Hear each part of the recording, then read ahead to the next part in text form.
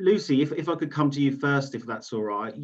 You achieved a fantastic ballot result during a pandemic, during a lockdown. Fantastic work, congratulations. What did you find particularly challenging ahead of the ballot papers going out, so before we hit the actual ballot periods? I think one of the most challenging things for us is because we were one of the first to go following lockdown, we really didn't have any kind of idea how businesses would react to a bid ballot, and whether, you know, with financial issues with a lot of businesses, whether they'd still see us as a key kind of thing for recovery. So we kind of took the decision to start almost from zero and speak to every business before we had an idea of how we thought they'd vote. So that was quite demotivating at the start, but then week by week, it became more positive. So by the time we actually had the ballot papers going out, we felt a lot more confident about the ballot. And Carla, what was there any particular challenges ahead of the papers going out that you found? The majority of the work that I've always done in the past 5 years of being the bid manager has been heavily reliant on face-to-face and building kind of positive working relationships.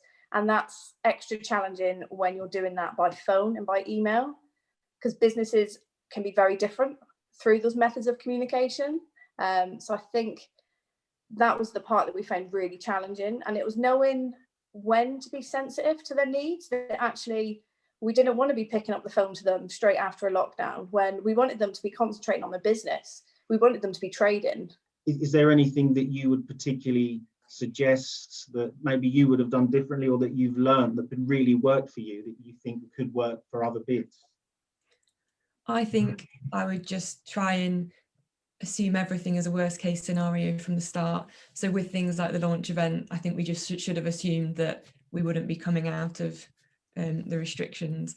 And yeah, like small things like the Royal Mail Post, we assumed the ballot papers would turn up on day one. We were all kind of sitting there waiting for them to arrive at businesses, and it was another 3 days. So just to factor in longer timelines for everything. One top tip that I would definitely give is to have a really good database. I think email data capture, I think start working on that straight away.